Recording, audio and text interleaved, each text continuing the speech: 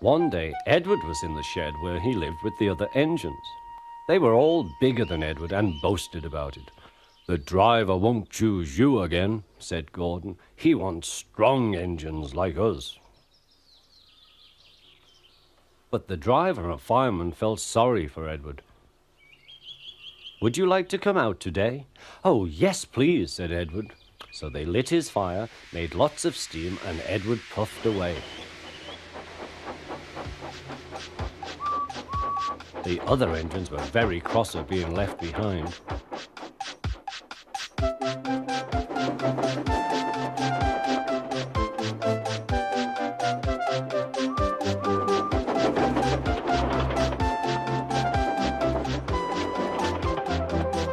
Edward worked hard all day. The coaches thought he was very kind, and the driver was very pleased.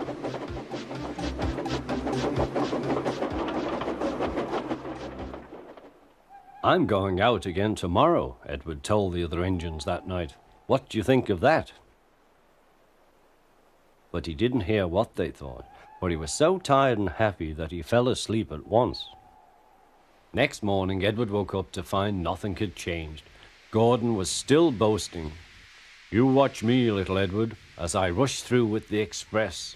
That will be a splendid sight for you. Goodbye, little Edward. Look out for me this afternoon."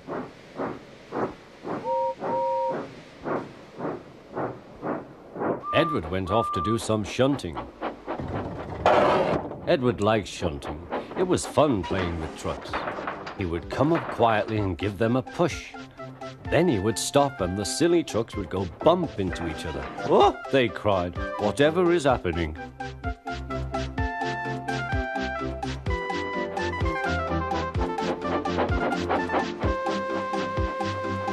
Edward played till there were no more trucks.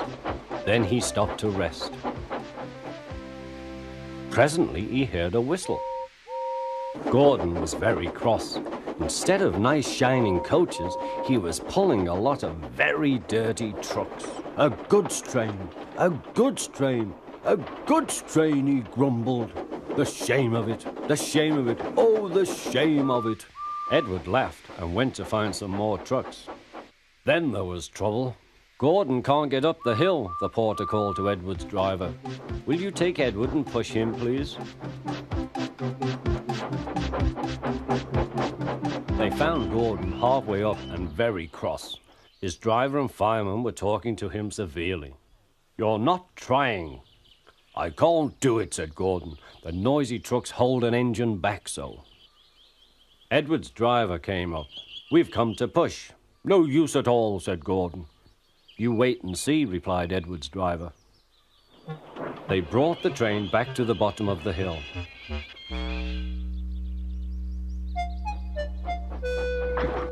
"I'm ready," said Edward. "No good," grumbled Gordon.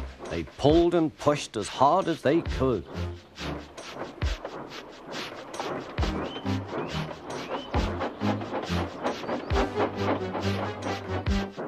"I can't do it, I can't do it, I can't do it," puffed Gordon.